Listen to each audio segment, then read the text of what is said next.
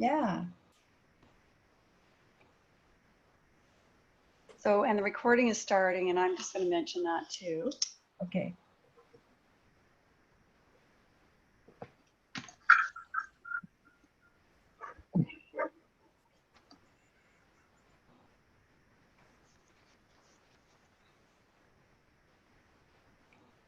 There's more in the waiting.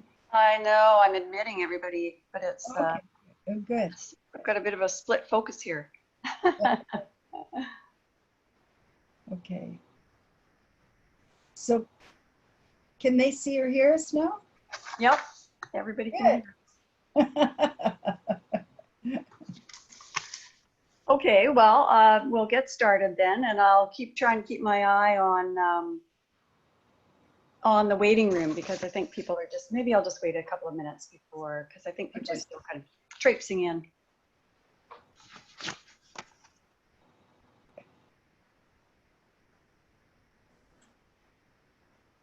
Can you hear me? Jean?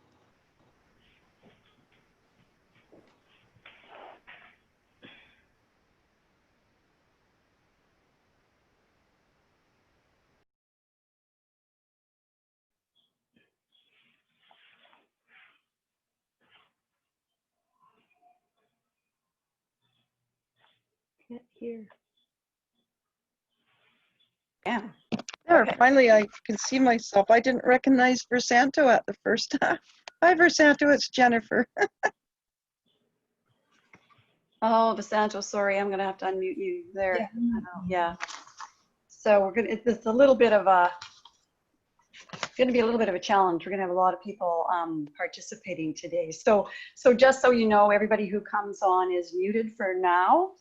We'll see when we get to the Q&A at the end whether we can handle the influx, but there are quite a few people, so we'll just kind of carry on in a little bit of a more formal way just now, and maybe we can kind of open things out towards the end of the presentation. So welcome everybody, and welcome to tonight's presentation on eating a healthy plant-based diet.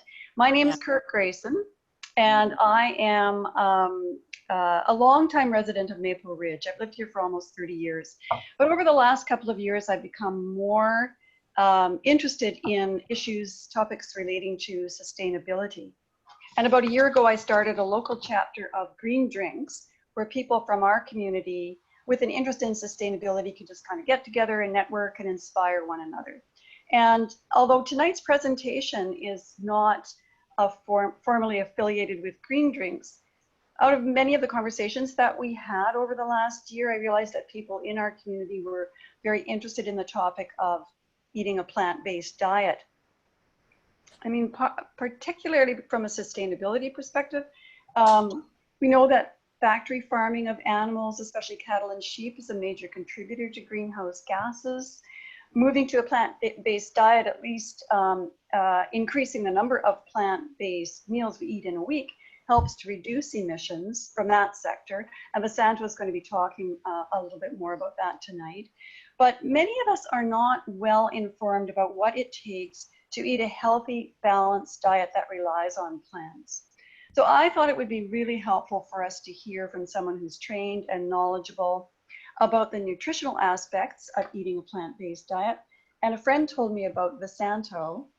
But before I introduce Vesanto, for those of you who don't know her, I'd like to acknowledge that we are speaking tonight from the unceded territory of the Katzie and Kwantlen First Nations.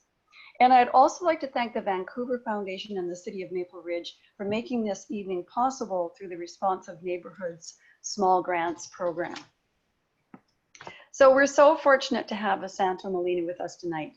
Vesanto is a registered dietitian who speaks all over the world on this topic. In fact, when I was doing some research on her, I looked at her websites and I was amazed to see what her calendar of events that she was attending and speaking at covered just in 2019 alone, right up until the moment of COVID. I think she was stomping around the world stage. So we're pretty, I'm very excited to have her here tonight. Vesanto is the co-author of books that have won awards in the US and Canada and that have received star rating by the American Library Association as the go-to books on plant-based nutrition. And they're now translated into 14 different languages. Her books include Becoming Vegan, the comprehensive and express editions, and the Kick Diabetes Cookbook with dietitian Brenda Davis. Vesanto has taught nutrition at the University of British Columbia and at Seattle's Bastyr University, and she's a government consultant and is the lead author of the Academy of Nutrition and Dietetics current position paper on vegetarian diets. And Vesanto lives right here in Vancouver, so we have this plant-based diet superstar right in our backyard. Now, just before, and I just want to make sure and see if we have everybody in. I don't think we have anyone waiting, so that's great. Just before Vesanto begins, we have a question for you, so we can see. So you should see a poll question popping up for you in your window, and take a minute and answer the question. What stage are you in thinking about eating a plant-based diet? And while people are filling out the poll, I want to let you know about tonight's format. So Vesanto's presentation is by PowerPoint, and it's best viewed if you can view it from a monitor rather than a phone. Her presentation will be about 45 minutes, and then she'll answer questions from the audience.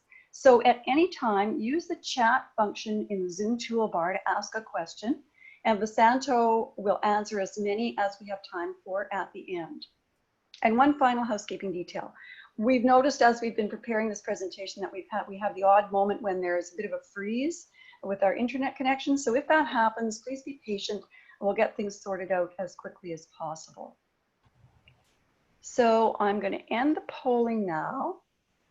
And let's see what we have. Let's share the results. So 9% are curious and want to know more. 38% eat vegetarian meals each week. 18% eat a vegetarian diet but want to be sure they're getting all the nutrients they need. And 35% are eating a vegan diet. So that's pretty interesting. And okay, so without further ado, Vesanto, if you're ready to get started, I think we're ready for you. Okay. Can people see the screen, eating a healthy plant-based diet? In this? Yes. Oh, good. Okay. Well, I'm really happy to be talking with you all about this topic, and your balance of where you're at in terms of dietary choice is really reflective of the culture we live in. I mean, sometimes people have called this Vancouver, you know, where we are, but we're really, people are shifting towards more plant-based and really seeing the health benefits, the environmental benefits, and sometimes it's related to animals.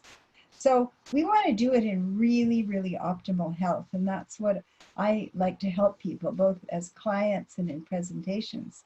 My websites are shown here. There's 3 of them: NutraSpeak, my main one, becomingvegan.ca, and the Kick Diabetes Cookbook. Most recent book was on type 2 diabetes. So I have actually been a dietitian for a long time, 53 years. I'm 78, and I have gone through a real evolution, as our country has and as our food guide has, in terms of thinking. And this is actually quite a help for me when I'm working with different people or understanding where we are, because I, of course, started out on the standard North American diet and what my mother thought was pretty healthy.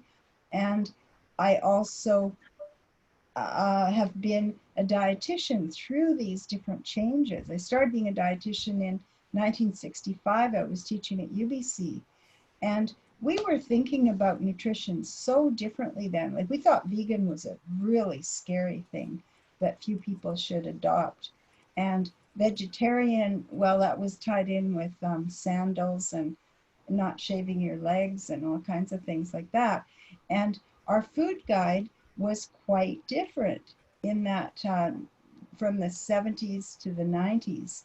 And so when you look at this food guide, Canada's food guide, which some of you probably saw when you went to school, what do you notice about the layout of the whole page. For example, what about the placement of the food groups? What do you see here? The size of the food groups. So half the page is, for example, milk and milk products and meat and alternates. Are there options for dairy? Now, we're a very multicultural country, and our province as well. And we find that 70% of the world's population has some degree of lactose intolerance or lactase insufficiency. They don't digest milk products very well. And also indigenous people. Like, that wasn't a part of people's diets normally. And yet we had a food guide that could almost be considered racist because it required that. And that was a way of consuming that was common in Northern Europe and certain parts of the Mediterranean. But it wasn't a food guide that was typical for Asia, for indigenous people. So this way of thinking has gradually evolved over time. And also, if you look at the meat group, we have alternatives at least mentioned here. But look at the size of the different things. The chicken, the egg, the little piece of veal or whatever it is, those are fairly big, the fish, and the beans are just a light scattering.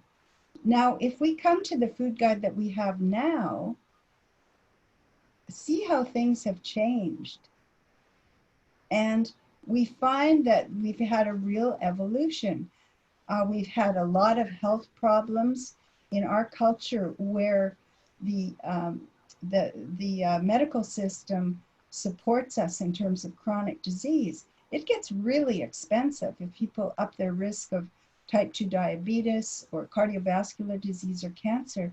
And we find that we want our national food guide to minimize our risk of chronic disease. And that was one of the impetuses. Actually, they used our Becoming Vegan comprehensive book also as a resource in the part of the evolution. Health Canada did. But you'll find that, look at the amount of vegetables and fruits. I don't know if you remember from the last food guide, that was a quarter of the page and it was stuck way down at the bottom. And there were grains, now we've got an emphasis on whole grains. And then we don't even have a meat group and a milk group. We have protein foods. And that includes some that are animal products and some that are not animal products. And it allows some flexibility here. So there has been a real change, including in the name of that food group. And you see that the vegetables and fruits have taken on much more priority. And what beverage has replaced milk and juice? It's water now. So this is just how things have changed. This food guide came out in 2019. And some of the resources that were used in developing materials like this were some big studies, one of them in Oxford, England, centered in England, but it went across the British Isles in terms of participants. And another big one was the Adventist Health Study, which was across North America. And they followed 71,000 people over decades and watched what happened to them in terms of health. And the Adventists tend to be pretty health conscious people. Even the meat eaters were sometimes only eating meat once a month or once a week. Like, they weren't eating a lot of meat. There were fish eaters, there were vegetarians, and there were vegans. And yet they all didn't smoke, and they didn't drink alcohol. Some might have once in a while a little bit, but it wasn't a part of the culture really. And they get exercise. So these were health conscious people. And the main difference from one group to the other was whether their dietary choice. And they found with these Adventists, so these are North Americans, they actually had pretty good compliance with the dietary goals for being healthy, and they had few inadequate intakes. What they found in terms of health was that the entirely plant-based diets were most protective. against cardiovascular disease, type 2 diabetes, and other conditions, including cancer. So that when you went more plant-based, the lacto-ovo, where they used eggs and dairy, were somewhat protective. The more plant-based were most protective. They also found out that vegans must use supplements for vitamin B12 and for iodine. And so we'll be looking at these nutrients a little later.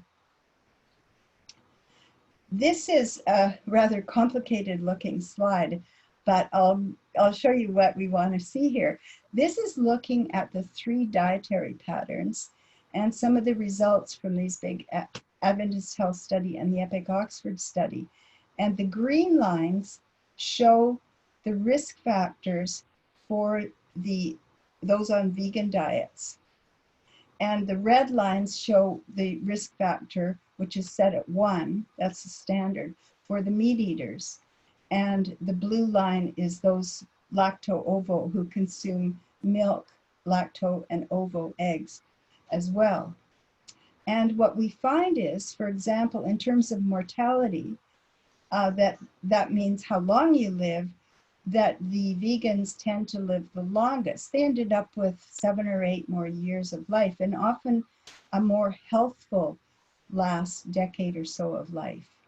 Next is CVD, or cardiovascular disease, and they grouped the vegans and vegetarians in these particular study, but they found that you dropped your risk by about 1/3 when you consumed a more plant-based diet.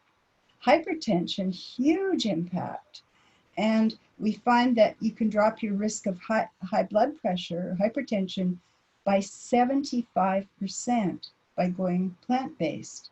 And I know that my husband actually had hypertension early on, and that's a long gone situation now. Diabetes, type 2 diabetes, we find again, we've got this huge drop as you go more plant-based. In fact, you can actually reverse type 2 diabetes, and I've had a number of clients that have done that very successfully. And next is cancers. We don't have quite as stunning results there, but certain cancers like bowel cancer and prostate cancer, you can drop your risk a lot. Cancer is pretty multi-causative, as these diseases tend to be. Diverticular disease, another drop in risk, kidney disease, and cataracts. So these are from really big studies where they followed, in the Epic Oxford, 60,000 people over decades and saw what happened to them, and in the Adventist study, over 70,000 people that were all health conscious people, but the main difference was the dietary pattern. Next, I happen to be actually the lead author of this position paper. It's the American Academy of Nutrition and Dietetics, their position statement. So remember that in the 70s, and even when I was in university and teaching university, we were pretty skeptical about whether you could go plant-based and do it in good health. But now we've got very strong evidence that appropriately planned vegetarian, including vegan diets, are healthful, nutritionally adequate, and may provide health benefits in the prevention and treatment of certain diseases. And another strong statement here that's valuable for health professionals and for those who are thinking about bringing up their family on a more plant-based diet, that these diets are appropriate for all stages of the life cycle, including when we have the biggest nutritional stresses: pregnancy, lactation, infancy, childhood, adolescence, older adulthood, and for athletes. We're finding superstar athletes on all sorts of dietary patterns. So this position paper is used around the world and gives very strong evidence. It's actually one of the hardest things I ever worked on, because we have peer reviewers that are just critical of every word, that are well versed in the science. So you can't say anything without it being very well backed up. So the nutrients to consider that we're going to go over here are protein, and along with that, because the foods tend to be similar, iron and zinc. Also for bone health and other health aspects of health, calcium and vitamin D, vitamin B12, omega-3s, and iodine. So these are the ones that we'll look at on plant-based diets. So protein, that's the first one that comes up for everybody.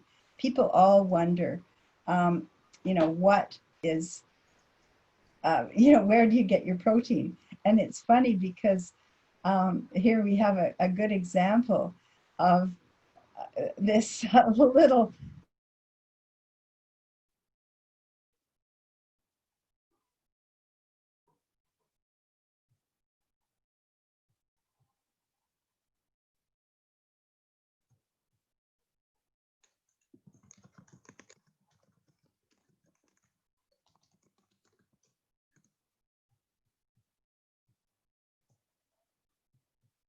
come back again in a moment, but you can see yeah, that there are all kinds of deer and moose and calves and cows and just all kinds of animals that are entirely vegetarian, or they might get an occasional bug once in a while, but and they have strong muscles, strong bones, works perfectly well.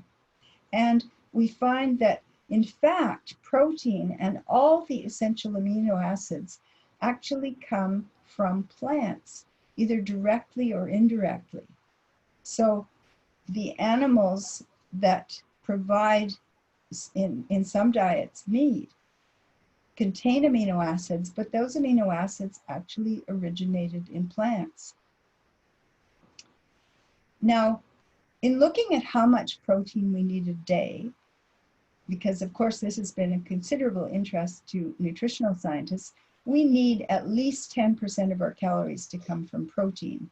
And it can be a little bit higher. I like it to be a bit higher when I see clients or in our books. We make sure we have an edge there above that. But it works out to, typically, it's in terms of grams per kilogram body weight. We find that people need about 46 to 62 grams of protein, depending on their body size. So this is just something to keep in mind. Maybe you'd think 45 to 70, 46 to 62, somewhere in that range. Another way of looking at the protein is the percentage calories. So we can either look at the grams or the percentage calories. And the percentage calories would be when the calories are sufficient in the whole diet. So in the Adventist Health Study, look at what percentages they found. The meat eaters, 14.9%, and those on plant-based diets, 14.1%, so not much difference. And in terms of grams, they were both above these target ranges for all of the different diets, slightly higher in the meat eaters. So if you think, what foods provide protein on plant-based diets, just think what you would think of. Where are you going to get your protein? So what we find is that if you want, say your target is 10% of the calories to come from protein, grains, which actually provide protein to most of the world's population, about half the world's protein actually comes from grains. It's around 7 to 17%. So some grains like wheat are more at the high end of the range, some rices are at the low end of the range. And so then it's really important to have some other foods that are a bit higher to top that up. When we look at nuts and seeds, nuts are a bit lower than seeds. Seeds can be quite significantly high. And hemp seeds, for example, are at the high end of the seed range. So they can top up your protein intake. Then legumes, and this word refers to beans, peas, lentils. On the prairies, sometimes they consider it pulses, so those would be other words, and it includes soy foods. So these are the real heavy hitters for the protein. When we're looking at meats, they're in the same range as legumes. A difference between meat and the legumes is that in legumes, you get a lot of fiber, you get some carbohydrates, which is very well mixed with the fiber. So you get a kind of slow delivery of energy, but you don't get much fat typically. Whereas with meat, you get protein, and then the whole rest, above 40%, is fat. So there's quite a difference here. But these are the strong protein providers in this food group. And then with vegetables, they can also be quite high. Like greens are, they can be up to 40% calories from protein. But you got to eat a whole wheelbarrow full of greens to get, because the calories are low. So the starchy vegetables are at the low end, but vegetables can be significant contributors. And I have done a couple of books on raw foods where I had to learn a lot about this. And when people eat really big salads, which some of them do, and that's what they're really relying on, the protein can really add up. The one group that is typically quite low is fruits. So the places that I found people's protein intakes were low tended to be either people who were anorexic or not getting enough calories, and also people who were eating a fruitarian diet, which a few people have chosen to do, and it's not a wise move to have like 75% of your calories coming from fruits, because the protein, it's just really tricky to get it up high enough. So if you want somewhere in the range, remember we said 46 to 62, 64 grams of protein a day.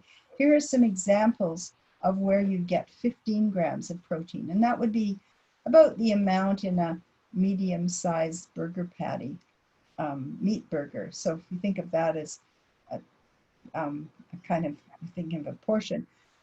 If you have a cup of any kind of cooked beans or lentils, if you have 3/4 of a cup of hummus or some edamame, pumpkin seeds. So then we start thinking, okay, well, when I have snacks, rather than having a bag of chips, it's really good to have like a trail mix with me in my backpack or in my car or whatever, in my desk, if you want to have a little bit of a protein boost through the day.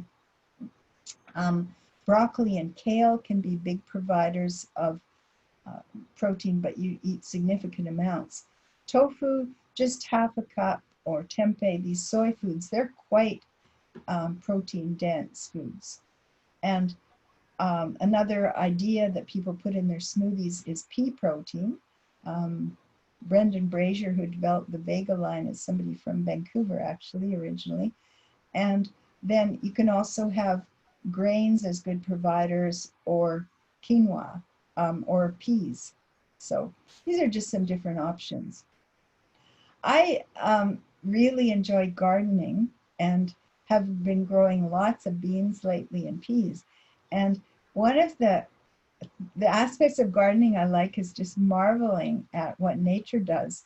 But legumes, these beans, peas, lentils, they have tremendous help in getting nitrogen, which is a key part of amino acids, from the air. The air gets into the soil, and they can incorporate it into amino acids.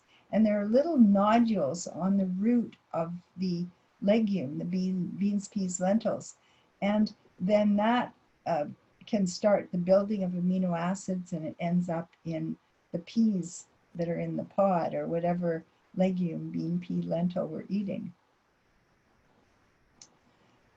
So this is the way we get nitrogen. Like, we are breathing nitrogen all the time, but we don't get amino acids out of it. We can't do this, but these legumes can. And the legumes have these root nodules, which have nitrogen fixing bacteria on them. So the nitrogen from the air goes into the soil, and the fixing bacteria do their work, and then the compounds they produce are carried to the plant parts. And so it's a real miracle of nature.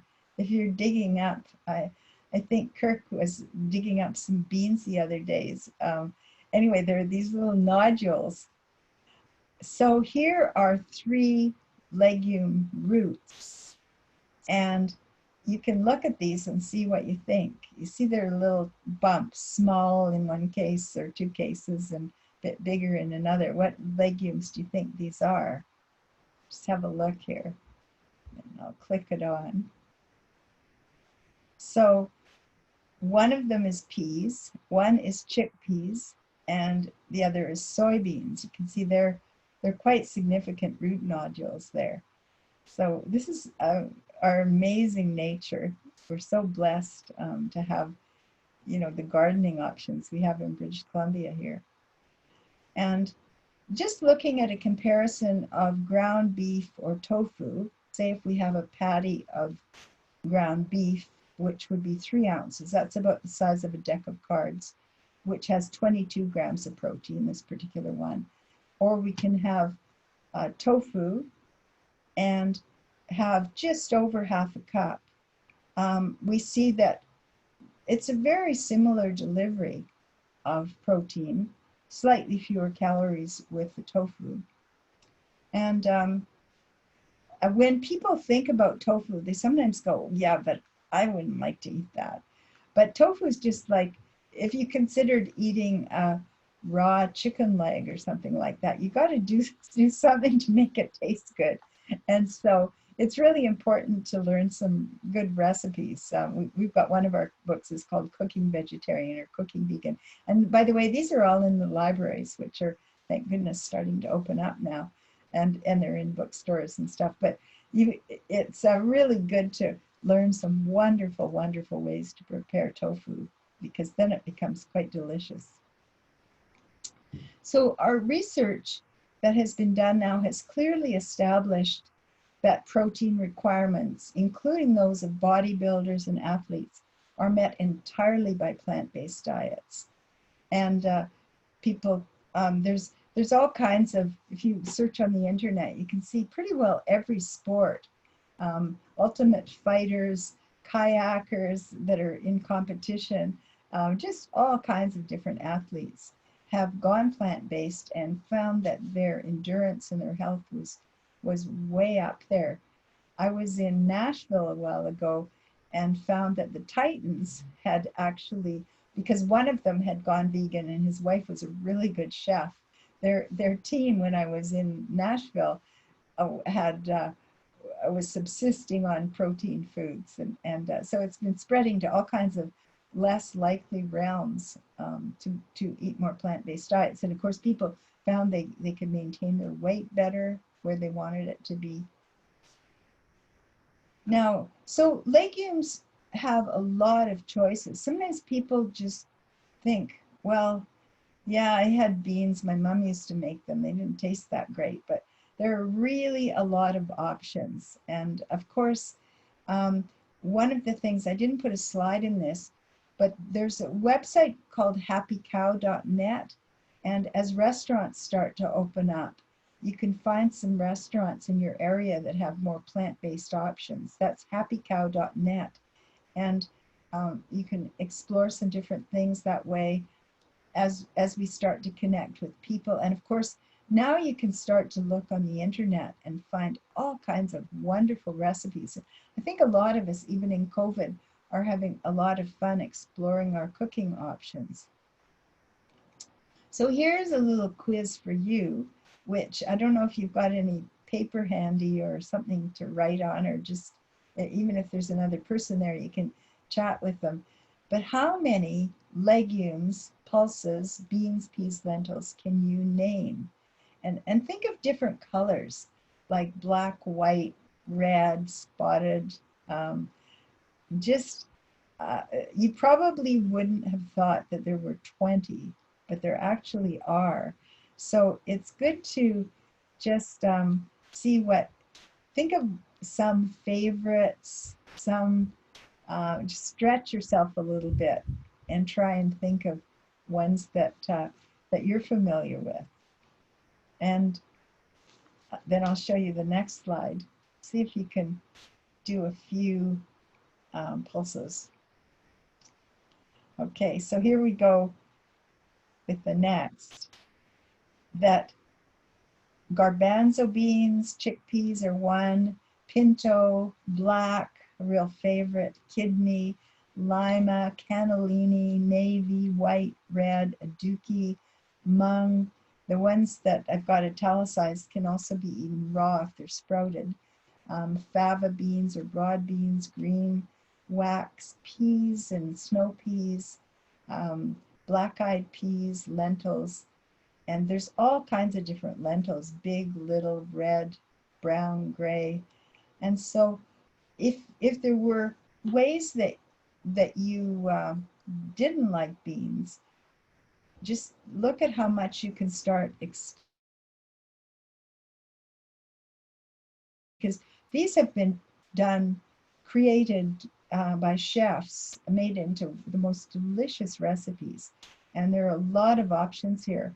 I know what I have long done is, although now I'm not cooking that much because it's warm, but usually cook up a bunch of beans once a week and then freeze some, like maybe cook enough for 10 portions, and put them in the freezer. Get a lot of those glass containers with the lid, like red lids, and just put them in the freezer. And then when you want something instantly, you can pull it out. Or canned beans are perfectly good. The protein and minerals involved are fine from canning. It's a wonderful way to go. Plus, with these legumes, beans, peas, lentils, you'll also get iron and zinc. They're terrific providers of iron and zinc. And so these are both helpful for your blood, for your immune system, for your overall health, for your protection from disease and keeping you really strong. So the recommended iron intakes, this is an interesting one because in North America, as you know, we're not in danger of deficiency. I mean, we usually have problems of excess, but the one area that we have in deficiency problems is iron. And it's typically a problem for women who menstruate at those ages, and also during the growing years. So for children, for teenagers, and during pregnancy, here's where you really have to take care that the iron intake is adequate. Also, men's requirements are way less because they don't menstruate. So that women's one is for women during the menstruation years, and then it drops down to the same level as men. So here's our recommended iron intakes. And if you look at what the actual iron intakes in the Adventist Health Study, and these are averages, we find that they're actually pretty similar across these 70,000 people that were filled out their questionnaires. They did these questionnaires, by the way, is interesting because it was through the Adventist Church, and people were willing to do the surveys like every 2 years. And if something happened to them, somebody else would know, what was going on with that person.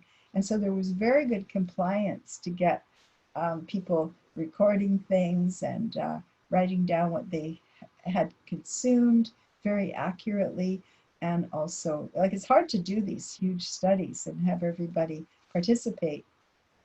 So they found that the vegans were slightly higher in iron intake. So it certainly wasn't that they were short, and they were higher than the recommended intakes on average. Now, few would be low. Like there could be occasional vegans that are trying to live on soda pop and potato chips, which are vegan, but there's not many. There's pretty much people are pretty health oriented. So here's what we find in the studies. Now, one of the interesting things, so plant-based diets don't increase our risk for iron deficiency anemia, but it is something that we should be watching out for. So this is a deficiency for women and during the growing years. And the lab test that would show this is our hemoglobin level. But there's a really interesting different aspect to this too. We also typically get our serum ferritin checked. And I often find when I see clients or am looking at studies that people's serum ferritin when they're on plant-based diets can be lower, typically lower. Maybe not lower than the the standard range of the lab, but it could be lower sometimes. And this has been a question that we've had. I mean, I've had low serum ferritin. So these are our iron stores, and they're like the iron that's sitting on the shelf. The hemoglobin's the working iron. It carries your blood oxygen around. It gets rid of the carbon dioxide, brings it up to your lungs so you can exhale. That's what the hemoglobin is, the working iron. Ferritin is the iron stores that are just sitting on the shelf in case you ever need it. And iron is a pro-oxidant. It can cause oxidation. And so it turns out that if we've got lower iron stores, because it's just sitting on the shelf anyway, it doesn't affect how you feel, and it's not a disadvantage when your diet's replacing your iron losses. In fact, lower iron stores, according to the research, are turning out to be an advantage in many cases. So if you've got low serum ferritin, but your hemoglobin's adequate, that can reduce the risk for insulin resistance, metabolic syndrome, and type 2 diabetes. And this is a lot because this is a pro-oxidant. And so this can cause oxidation and problems, health-related problems. You can have lower risk of cardiovascular disease and of some cancers and of oxidative stress. So low serum ferritin, if you ever get that in a lab test and you're feeling fine and your hemoglobin's fine, you can even tell your doctor that wouldn't maybe be familiar with this, that it's not problematic and you wouldn't be particularly worried about that lab test. If we want to maximize our iron status, say it is a bit low, what we would do is not drink black tea with our meals. Black tea is an iron absorption inhibitor. And we have gone over this in a lot more detail in our books, but these are like the really key points. You'd eat the iron absorption enhancers, which are, for example, citrus or red pepper, with your iron sources. And what I mean here is that, like, say you were having a smoothie and you had some tofu in it, or some iron source like that, a soft tofu and orange juice and hemp seeds or something, I don't know what. But your iron absorption would be way higher if you had orange juice with your tofu. If you had a stir fry and you put red pepper in it and you've got chickpeas, or if you had, there are a lot of different vegetables, onions, carrots, that can increase iron absorption. So if your lentil soup has some of these vegetables, that will increase your iron absorption. And I've seen studies where it was even 6 times higher with the presence of a vitamin C rich food. It's also important, as people shift towards a more plant-based diet, to replace the meat with legumes, with beans, peas, lentils, rather than with dairy. And I know that our tendency usually is to go towards dairy, like cheese. At least it used to be in the 70s and 80s. I know my daughter, she was vegetarian before I was, but she became anemic for a while because she was just eating a lot of cheese, you know, cheese pizza and cheese this and that, and became anemic. And then she learned how to make hummus, and then it was all solved, because she'd make it different every week, like different kind of hummus, different ingredients, but lots of chickpeas and tahini, and that worked. And you also select iron-rich foods, which are within every food group. So I'll show you what these are, the iron-rich foods. So first of all, the beans, peas, lentils, which I've been focusing on, and also whole grains. So these are quite a variety of grains, but they will definitely add to the iron.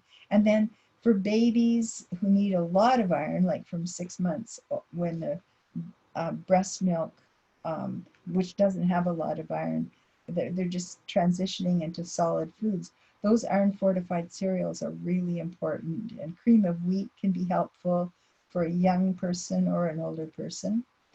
Seeds and nuts can be very helpful. So again, our trail mix, that can be a really key thing, good snack. vegetables, which of course some of these are back in the legumes, and also leafy greens, and prune juice, dried fruits. So part of your trail mix could be like apricots and raisins. I know my husband tends to get cold. That's one of the symptoms of low iron. And he just has a jar of raisins on the counter and grabs a handful every once in a while. And that seems to just fix it right away. And there are fortified meat analogs, which if you want to look at the veggie meats. Another fun one is blackstrap molasses, which is where the minerals go when you take sugar cane, strip all you want the sugar out of it, and then all the minerals that are in those big green canes go into blackstrap molasses. So there's lots of iron and calcium, and you want to get organic so you don't get the pesticides too. Zinc, again, we're looking at the same kind of foods. Your seeds, cashews are good, tahini, hummus, the cooked legumes, and quinoa. So we've got a real emphasis on why. You can see why moving towards whole plant-based is really a good idea. B12, we're looking at why this is so important. And B12 actually comes to us from microorganisms. So even when it's in animal products, it's just because there's bacterial contamination. But B12 is really important for normal cell division. So when cells are replicating, they get bigger, bigger, bigger, bigger, and then they divide in half. And B12 helps you do that. It's also important for DNA and for the myelin sheath around nerve cells and for metabolism to get energy from foods and to change a very toxic compound called homocysteine to methionine. So B12 has a lot of important reasons. It's absolutely essential. And it's one thing that we think about when we move to more plant-based. It's really important to get a source of this. When we're eating clean plant foods, we will not have a source of B12 that's reliable. So what they found in the Adventist health studies was that about 13% of the vegans were still low in serum B12. So mostly people were doing pretty well. They'd sorted it out. They made sure they had a supplement or fortified foods. And those who did had excellent B12 status, but there's still some that don't. And so we want to be really careful of that. And the few tragedies there have been, like with children, were with, say, a mother who was breastfeeding and was vegan, and she thought she was doing a pretty healthy diet for a child, but didn't look after having B12. Like that can be a really important thing to do. So interestingly, also, everybody over age 50, whatever kind of diet you're on, is advised to take a supplement or fortified food for B12. And this is something you might not expect, but vitamin B12 is bound to protein in animal products. So when it's there, bacterial origin, it's still protein bound. And in digestion in a younger person, that B12 would be split off and you'd absorb it. But when you get older, some of your gastric acid and protein splitting enzymes, proteases, don't work so well. And so you don't split off the B12. And so people over 50 are advised to take B12 supplement because about a third of us wouldn't be doing the splitting off properly. Of course, if you're vegan, you should be taking it for sure anyway. And how much B12 is enough? The amounts are, there's a couple of different ways you could do it. One of the easiest ways is to have 1,000 micrograms a couple times a week. And it's very inexpensive. You can get these, a year's supply for not much money. Or in a multivitamin mineral supplement, it's usually at least 25 micrograms, and have that as a daily supplement. So that's one way of doing it, or two ways. Or you can use fortified foods. For example, when the non-dairy milks, and you look at whatever one you like, whether it's soy or almond or whatever, if it says fortified or enriched, and look on the label, it'll say vitamin B12 or cobalamin. And another food that's typically used is nutritional yeast. And you can sprinkle that on popcorn, or it's used in making cheese substitutes. So these are some ways of getting B12. It's not that hard, but it is definitely something to build in. Calcium, of course, we immediately think of our bone health. And this is important. We're gaining bone health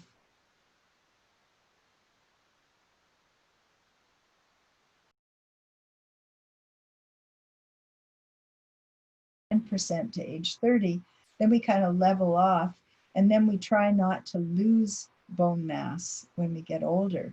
So at all these stages, we definitely need enough calcium. But it's also used, very small percentage, but really key uses: blood coagulation, muscle relaxation, nerve cell transmission, cell metabolism, and to regulate blood pressure. So these are very important. So the ads say for this, we need cow's milk. So what do you think? Do we need cow's milk? Is it required? Certainly in advertising, they've got into the school systems, teaching children, have kind of core nutritional programs that we were very used to. However, cow's milk is rich in calcium. Rat milk is, dog milk is, all the different milks are, but that doesn't mean that one of these milks is essential for human health. And normally we would be weaned at age 2 to 4, by 4 years old. And then people traditionally would get 1,000 to 2,000 milligrams a day, but from plants mostly. Sometimes they'd cook up some bones when people were using fire and add that. Congee that was used in China had calcium from bones, but most of it was really from plants. And so cow's milk is actually not more necessary than moose milk or the milk of some other animal, some other mammal. So cow's milk has about 300 milligrams per cup. Moose milk has actually about 600 milligrams per cup. And yet we don't consider moose milk an essential food. I just say this because we start to see how this concept doesn't, in practical terms, make a lot of sense, even though it's been an important part of our culture for a long time. So in the past, most calcium came from plants, and they had a lot of advantages. Of course, they're low in fat, low in saturated fat, and they deliver a lot of different nutrients: vitamin C, K, folate, magnesium, potassium, boron, and many protective antioxidants and phytochemicals. The only thing I've ever found bad about kale, just one thing, is that if you eat it and then you get your picture taken, you've probably got green flecks on your teeth. But other than that, it's got pretty star track rating. So the take-home message for vegans is that you do need to get your calcium up to recommended levels. I mean, even milk drinkers don't drink the amounts that used to be recommended or that would get you up to the recommended levels. Vegans should consume, from the studies, at least 525 milligrams a day, but preferably meet the recommended intakes, which are 1,000 milligrams a day and 1,200 a day for women over 50, like postmenopausal, and men over 70. And so these are just ways to keep your bone mass in good health as you get older. And the calcium-rich plant foods, we talked about that there are a lot, that they're in the leafy greens again, and in broccoli and turnip greens. They're in the fruits, and particularly calcium-fortified orange juice, which has vitamin D. So when you go and look at orange juice, if you buy that, look for that little, like this one has calcium just above the simply orange there. And oranges themselves have calcium, and so do figs.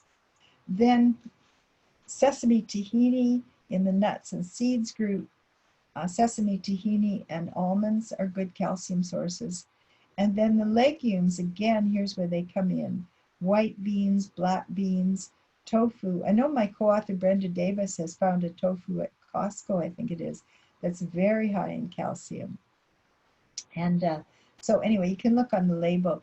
They use calcium to set the tofu, so it makes it, because it's basically soybeans that are cooked and ground up, and then to coagulate it, they use a calcium.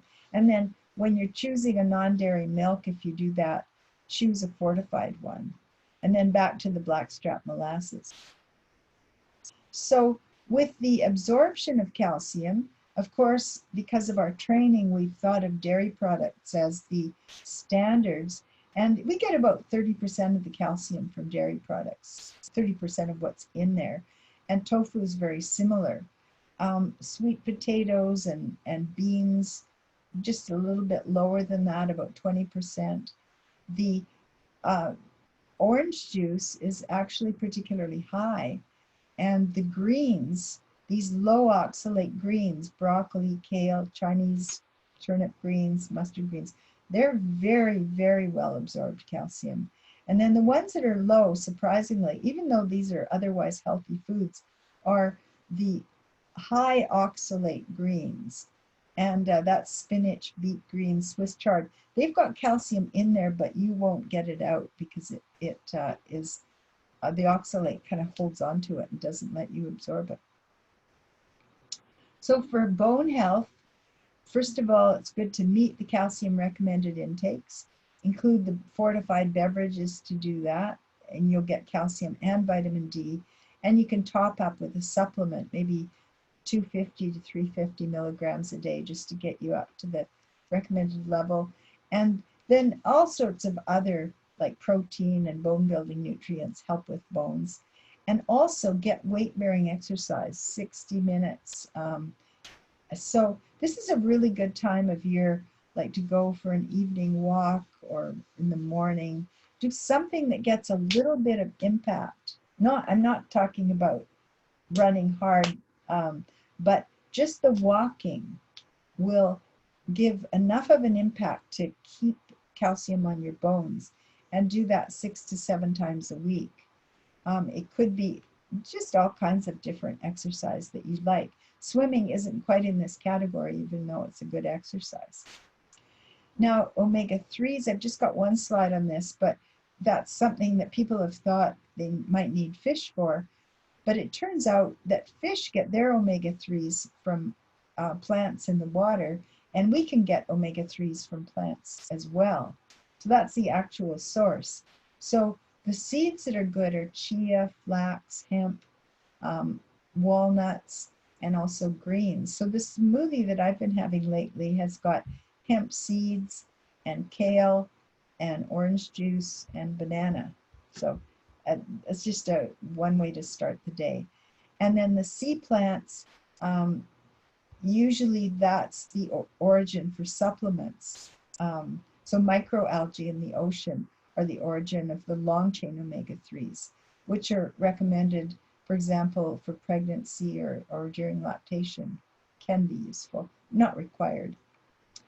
Iodine, this is the last nutrient we're looking at.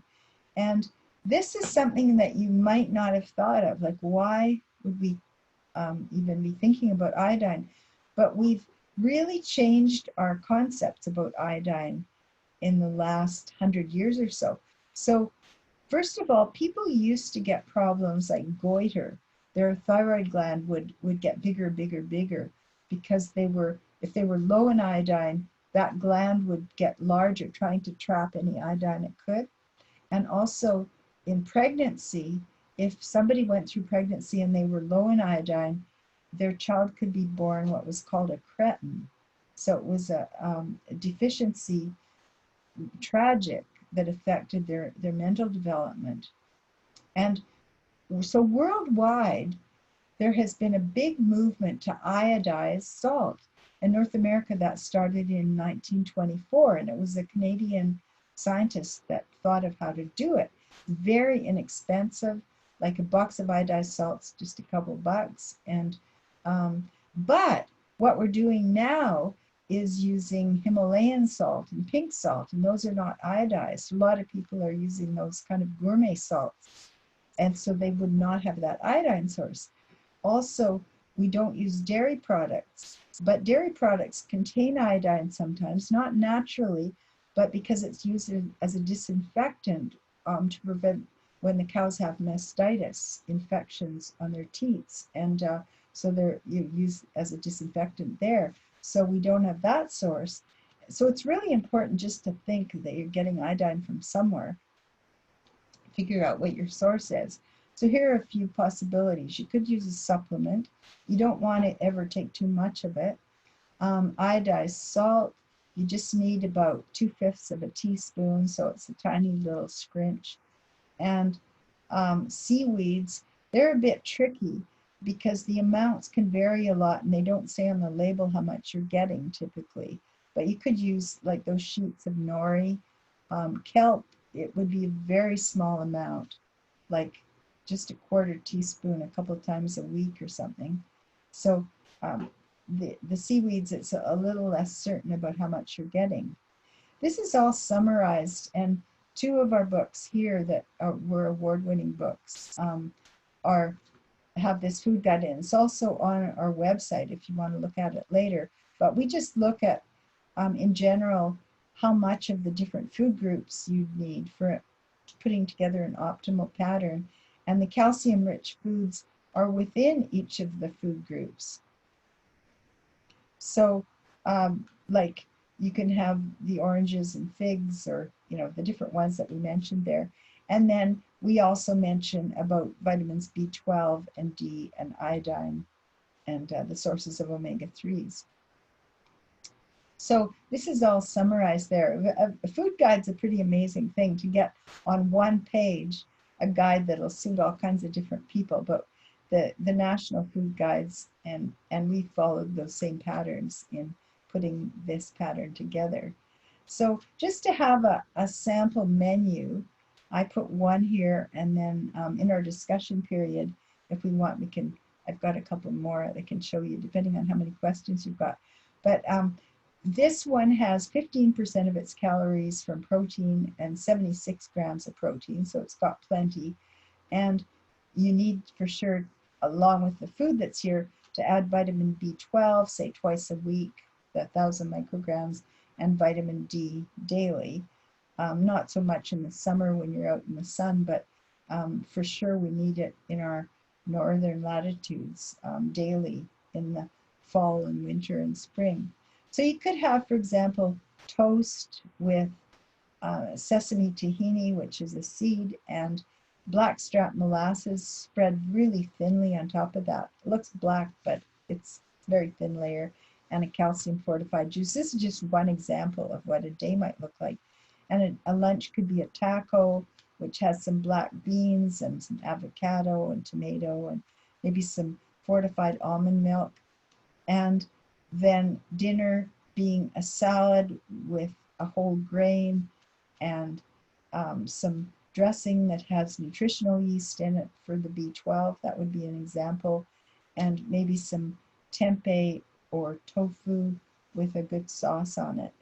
And so that would be a 2,000 calorie menu, typical, just what a day could look like. As we know, and there are additional benefits to going more plant-based, and I think Kurt's going to have a question related to that. So we find that beyond some of the immediate things you might think about, there are all kinds of benefits in going in this direction. And one of them, the National Academy of Sciences has estimated that we could reduce our greenhouse gas emissions by 29% if we follow global dietary guidelines, which internationally are suggesting that we eat more fruits and vegetables, less meat, sugar, and calories well, less calories in the developed countries, but in many countries. But further reduced 63 to 70% if we ate a vegan diet. So there's getting more and more emphasis on going plant-based for environmental reasons. And so the recommendation is a global shift to a plant-based diet, which is, these academies cannot make proclamations like this without a lot of opposition from the agricultural lobbies that are affected, but they're still making them despite opposition. These are some of our books. I've got, I think, 13 books out, but these are just some examples. And as I said, they're in libraries, and we've just won all kinds of awards. And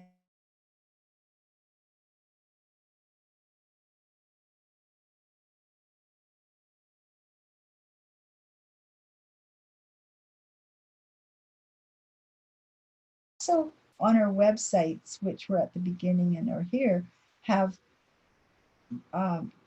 video clips. So if you're talking about iron, if you're talking about protein, what we have for breakfast, there's little video clips that Brenda Davis, my frequent co-author, and I made. And so in summary, what I'm asking of you is eat beans, take B12, and check out what are your sources of omega-3s, calcium, vitamin D, and iodine.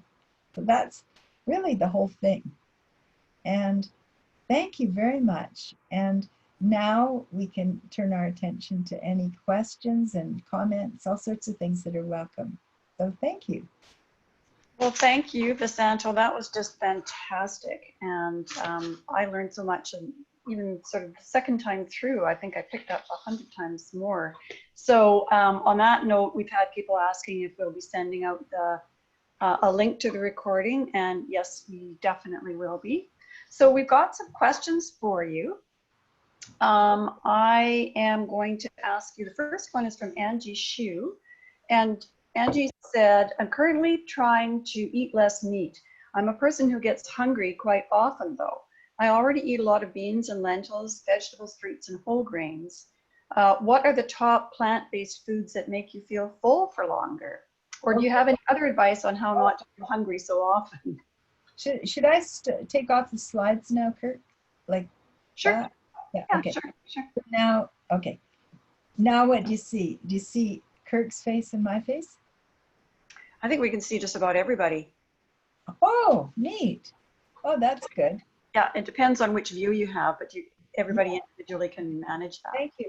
Yeah, so welcome everybody. And that is a really good question, and one that's been very important for me, because I actually came from a family that had a lot of alcoholism and addictions in it. And I found that my blood sugar would not stay stable very well. And so, and also when it dropped, I'd become kind of a nutcase or angry or whatever. And I learned some things in the 80s, I guess it was, from a book, first of all, called Eating Right to Live Sober, because I wanted to, I learned that some of us, our pancreas doesn't stabilize our blood sugar very well. And this was certainly true of me. And so I would have it drop, and then it was like my brain was going, you got something in there, and I mean it right now. Like, it was very strong impact. Or else sometimes I didn't even think of eating. I'd just be weird. And I'm not saying that you're like this, but that it impacted me a lot. And so I learned about, I went down to talk to people at the Betty Ford Foundation and learned about blood sugar stabilization. And what can really help us with that are definitely the legumes, because they have carbohydrate associated with fiber. So I find that I need to eat probably every 3 hours or so, 3 or 4 hours. Like if I have that smoothie that I talked about for breakfast, before I have a fitness class, which is often around 11:30, I will also have something else to eat then. So I need to think about that, and it needs to be something with protein, like a little bean salad. Or so I tend not to eat such big meals, but I need to eat at regular intervals and remember to do that and have stuff in my car. So those are ways that I have found. And I think it's, some people don't need that at all. Like I was helping editor for one of the Vancouver Sun or Province do a contest with somebody else, and he could eat once a day and he was fine. Like he could eat a big meal once a day. I think he was trying to lose weight. That worked for him. That would not work for me. So I think we need to learn how to run our car, how to operate our machine. And sometimes it is that we can't go and have a salad or have some pasta with a few slices of tomato and expect it's going to carry us very far. When I see clients, I show them a lot about blood sugar and how to maintain, because our brain actually runs on glucose. And so we want this gradual delivery, and legumes, beans, peas, lentils seem to do that. Okay.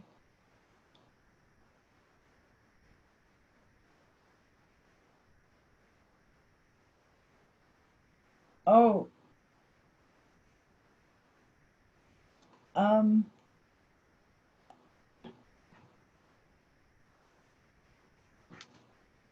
Sorry, I was muting. I was you muted. did it. I was Yeah, being polite. yeah. Yeah, we have some questions around a gluten-free diet. So let me just see what I'm going to just see if I can find the exact. My daughter, oh, this is from Kira, saying that my daughter and I were recently diagnosed with celiac disease, and I'm a vegetarian, but the rest of my family are occasional meat eaters. I started feeding her more meat to make up for the food she isn't eating now. What is the best way for us to get gluten-free protein that isn't meat? Well, when people have celiac disease, their intestinal villi that are like all these little fingers that have fingers on them have flattened somewhat. And so the absorption's very poor. So it may be necessary to have a catch-up for nutrition. If people have been celiac for a while, sometimes their nutrient status for a lot of nutrients is down. And you really want to pile in some good foods. Now there are all the legumes, the beans, peas, lentils, are gluten-free. I mean, you could bread your tofu or something, but naturally they don't have gluten in them. And there are plenty of gluten-free grains like quinoa. And so for the celiac people, you need to, focus on the quinoa, the millet, the rice, wild rice, have really good things.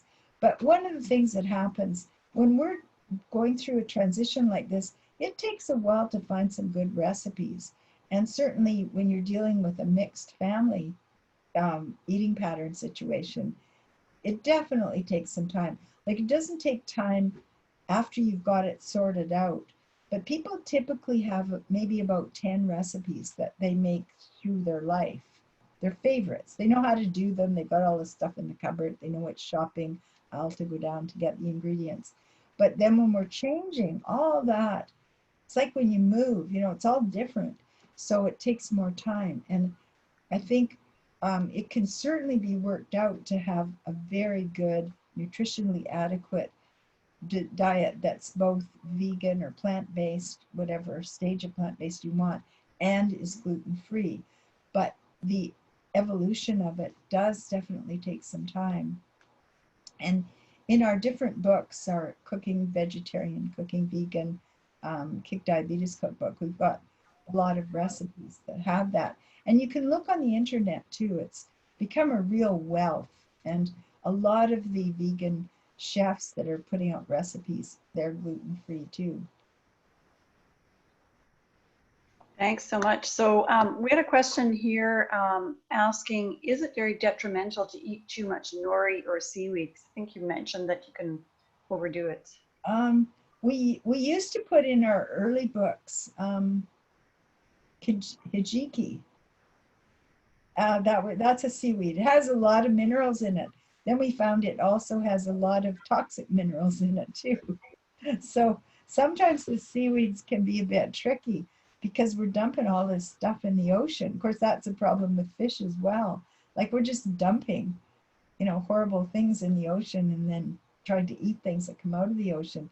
So with the sea vegetables, some of them will list some nutrients, and we used to get a lot of those sea vegetables from Asia, off the shores of Japan, those areas, and we're kind of drawing away from that now.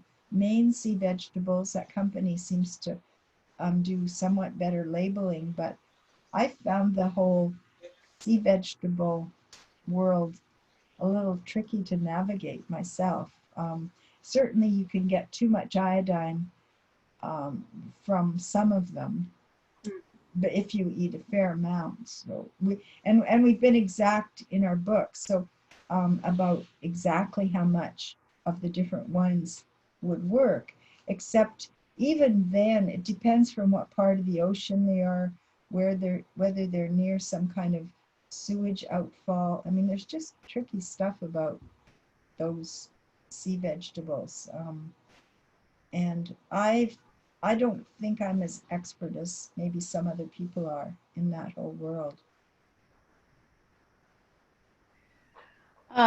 Okay, there's a great question. A great question has just come in about the need for healthy oils in the plant-based diet. Can you tell us a little bit about that? Oh yeah, so you mean cooking oils, or so over time, I think I've moved from our earlier books where we were using oils to cook with and saying which ones were better. And then we had a little kind of enthusiasm in the public about coconut oil. And now we've moved a lot towards, as much as possible, use whole foods. So rather than using hemp seed oil, you use hemp seeds. Rather than using olive oil so much, you'd have some olives. Of course, they're high in salt, but they're more a whole food. So rather than having sunflower oil or avocado oil, you'd have the whole foods. So that's one of the things. And I've certainly moved in terms of salad dressings towards having, mashed up avocado present, or a lemon tahini dressing. It's a real favorite. Or having hemp seeds in the dressing. So that's one thing.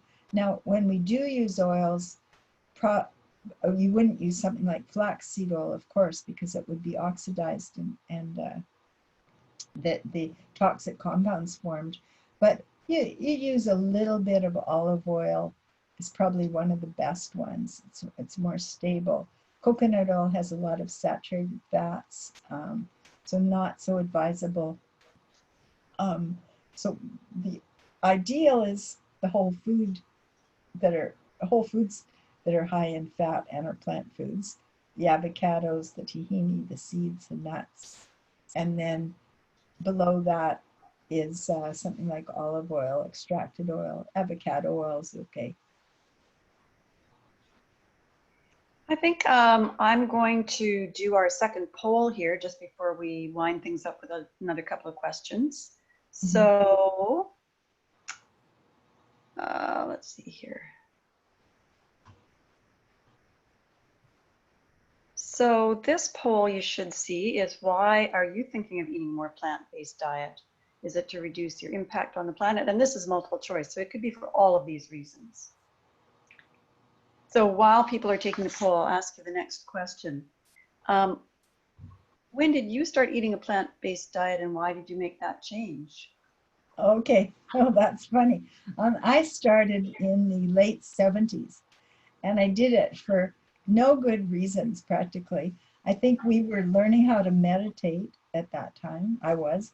And there was a book called Diet for a Small Planet out. Yes. It's more LePay. And so we learned as meditators that it was, if you ate meat, it was like carrying rocks to the top of the mountain. Well, I didn't know what that meant, but I thought, well, what the heck, I'll do it anyway. And an interesting way we did it, which some of you might enjoy, is that several friends and I would take turns cooking for each other. And so we had 6 of us that were doing this. So we'd each cook one night a week, and we try and outdo each other. But you only had to cook one night a week. And then the other night you could go out somewhere for dinner or something. But it was really a fun way to do it because people had such different styles. One was pretty Italian, one was North American, one was kind of from Indonesia and Dutch. And anyway, we had these very good cooking. So my introduction was a lot through food more than any other reason. And then I went and lived in India for 4 years. And of course, they have excellent vegetarian cuisine, includes dairy, but they're real masters in how to use the spices and seasonings. And Uh-oh, we've lost her for a moment there. I'm going to share the results of the poll. okay, Oh, we've got you back. I was just going to share the results of the poll while we were waiting for you to thaw. So we have 88% of people are saying that they're interested in the health benefits. And then 67% are interested or concerned about the welfare of animals raised for food. And 63% want to reduce their impact on the planet. oh, good to hear, guys. Thank you. Okay, so when I started teaching at UBC and to dietitians about how to be, I thought, well, kind of my mission can be to help people who want to go plant-based do it in good health. I also started learning what happens to animals, like about boar bashing, where they'd smash pigs on the snout so they'd get into the truck for the slaughterhouse. When I started learning those things, it was really troubling to me. And I'd bashed my nose as a kid, so I was really sensitive to that one. But I gradually wanted to help people who wanted to be more plant-based do it in really good health. And then the environmental issues I've learned about later. And then in terms of health, I'm 78 and I have an ambition, I hope some of you do too, to be a really old vegan. Like I want to be vegan in very good health, maybe at 118. And so I've got, I guess, 40 years to go, but I'm 2/3 of the way there. And I just, luckily it seems to be working quite well. You know, like I wanted to be healthy and it seems to have some really big advantages. So I've gradually incorporated all kinds of different reasons over time. But it started out with just with good food. That's an interesting journey. Yeah, I bet a lot of you do too, which you could tell us about. Yeah. So I think we have time for one more question. Here's one that I think that people often, is a bit of a deterrent. Does preparing vegetarian or vegan meals take a lot of time? And you mentioned one shortcut, cooking the beans once a week and then freezing them. Do you have any other shortcuts to streamline meal preparation or any other hot tips? Well, I actually like to help people. Some will really take a lot of time with food prep and want it to be really gourmet. I'm not quite as expert as some people in that realm, and I do like to keep it simple. So I make sure I've always got a great big salad in the fridge and keep it in a Tupperware bowl with the lid. So if I come home, there's a salad there instantly, and it's got kale and romaine. It doesn't have things like red pepper and tomato because they go all squishy, but that'll last for 5 days. And then I've got a salad dressing that has omega-3s in it and nutritional yeast. We called it liquid gold dressing, but I use a lemon tahini dressing too. And then I've always got some bean thing around. As I get older, I find that I'm needing to kind of lighten up on calories, but I also need protein and also those other nutrients. So it's basically, I've mentioned a few of the different patterns, but that salad is a real cornerstone for me.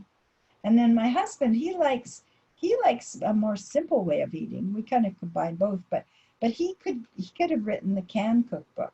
He would open a can of beans and take some vegetables, mixed vegetables from the freezer, and he'd be totally happy with that.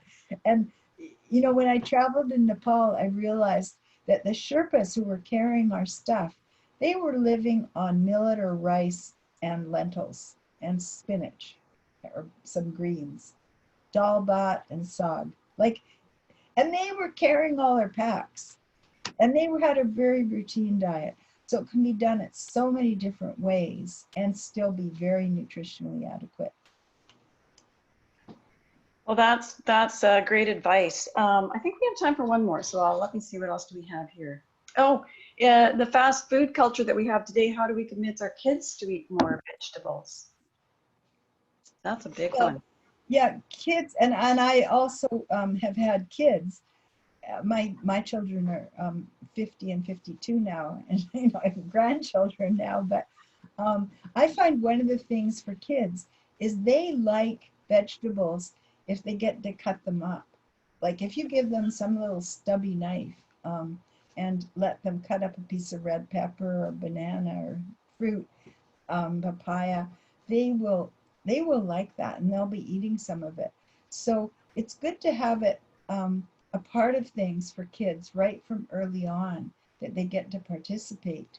And I think it's challenging if the adult doesn't like doing it very much. Fortunately, I do, and so my kids got to too. But when my kids were little, we would have parties that were pizza making parties, but we'd have healthy ingredients, and all the kids would come and chop up things and put them on the tomato sauce. And so I think that participation is important. Now, I have had sometimes people come with picky eater kids that would not eat one vegetable, and I would work it out with them. Okay, well, they could eat some papaya. That's like it's got as much vitamin A and vitamin C as some of the vegetables. So, and after a while, that child ends up going to daycare and seeing that their friend Freddie will eat broccoli, which they never thought they'd touch in a million years. And because Freddie's eating it, they'll eat it too. So there is an evolution that typically happens. So it can be done a lot of different ways.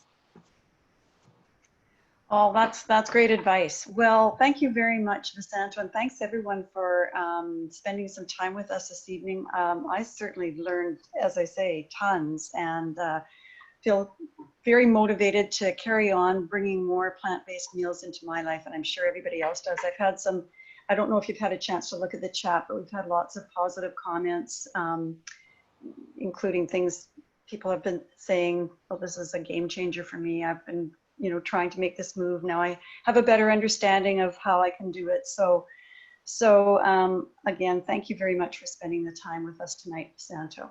Well, thank you all. And you all are being a big impact on the people around you too, I'm sure, you know. Thank you for what you're doing. Good night, everybody. Night.